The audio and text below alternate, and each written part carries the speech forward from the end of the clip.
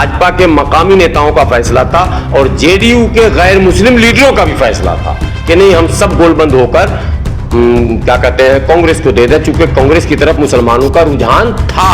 लेकिन राहुल गांधी का चेहरा देखकर लोगों ने, मुसलमानों ने कांग्रेस को भी बहुत वोट दे दिया और ये 37% इकट्ठा जो वोट गया वो कांग्रेस जो है लीड कर गई।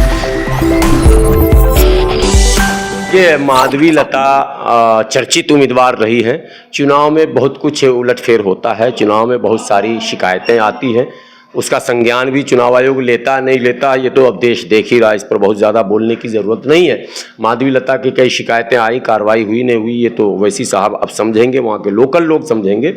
लेकिन वो सब जो वो इशारा हुआ ऐसे वाला और ऐसे वाला जिससे वो छाई रहे, ये कहना बिल्कुल सच है कि माधवी लता पहली ऐसी प्रत्याशी थी ओवैसी साहब के खिलाफ जो बहरहाल चर्चे में बनी रही पूरे चुनाव में, और पूरे चुनाव में इस तरह से चर्चे में बनी रही कि लग रहा था कि कांटे का टक्कर दे रही है।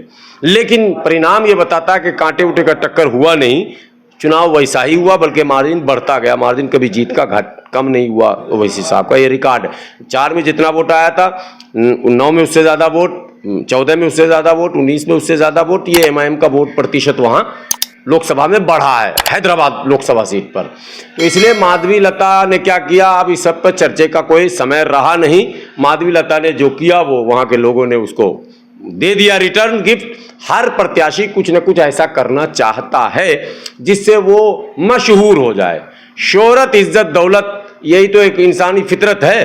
तो शोहरत मिलने के लिए एक प्लेटफॉर्म था कि भाजपा ने टिकट दे दिया, ये बड़ी बात थी माधवी लता के लिए कि भाजपा ने टिकट दे दिया। उसके बाद जो वो साड़ी पहनी और वो जो ड्रेस बनाई और वो जो पूरा मेकअप उसका था और वो जो पूरा बॉडी लैंग्वेज था, वो चुनाव में चर्चे का विषय बना रहा। मशहूर वो होती रही, सोशल मीडिया ने भी कवर किया, मेन स्ट्रीम मीडिया ने भी खूब जगह दी, खूब हाईलाइट किया गया, खूब उछाला गया।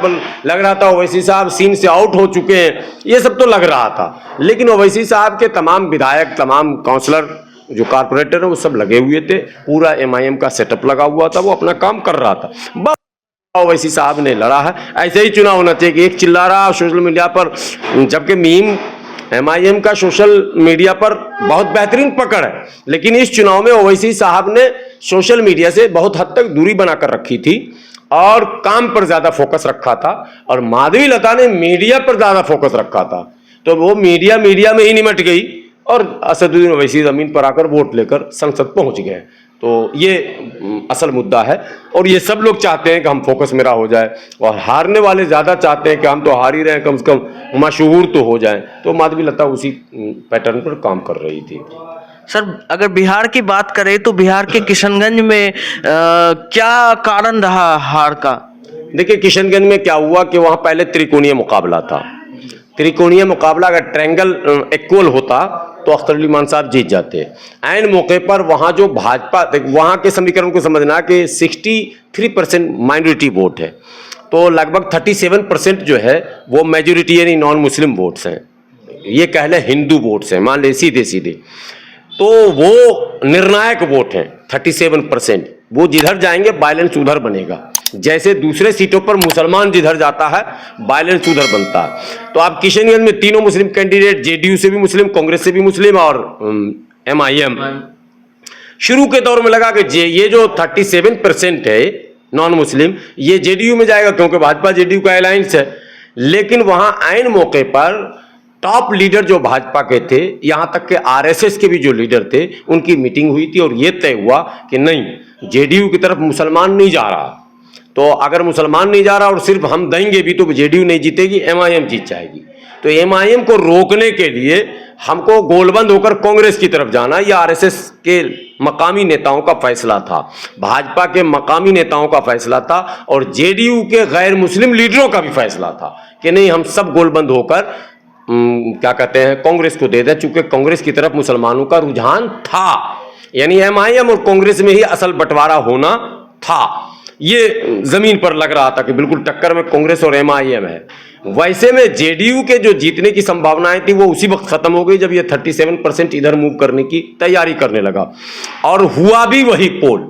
यानी भाजपा का जो कोर वोटर था वो सब कांग्रेस की तरफ ट्रांसफर हो गया, और कांग्रेस का प्रत्याशी जो किसी भी तरह से लोकप्रिय नहीं था, बल्कि लोग शिकायत थे, लेकिन राहुल गांधी का चेहरा देखकर लोगों ने, मुसलमानों ने कांग्रेस को भी बहुत वोट दे दिया और ये 37% इकट्ठा जो वोट गया वो कांग्रेस जो है लीड कर गई। लेकिन बहरहाल अख्तर उल ईमान लड़ाई में है, पूरा डेटा देखिए, रेस से बाहर नहीं है, ट्रायंगल करने की पूरी कोशिश अख्तर उल ईमान साहब ने की है। ये बदकिस्मती है किशनगंज की कि अख्तर उल ईमान साहब को विधानसभा तो भेज दिया, पटना तक तो पहुंचा दिया बाय रोड, लेकिन बाय प्लेन दिल्ली नहीं पहुंचा पा रहे हैं। अब क्या किशनगंज के लोग सोचते हैं, मैं तो गया था मौके पर, मैं लोगों को समझाया बुझाया भी था, मैंने मंच भी साझा किया था एमआईएम का। मेरी कोशिश थी कि अख्तर उल ईमान साहब जीते, एक अच्छे बेबाक मुकर्रिर हैं, क्या पता इनके इस सीट के जीतने से लोकसभा में एक बोलने वाला बेहतरीन लीडर जो है और बढ़ जाए, इजाफा हो जाएगा। और सीमांचल के मुद्दे पर ही नहीं, तमाम मुद्दों पर अख्तर उल ईमान बोलते हैं अच्छा, तो इसलिए मेरी ख्वाहिश थी कि अख्तर उल ईमान साहब जीते।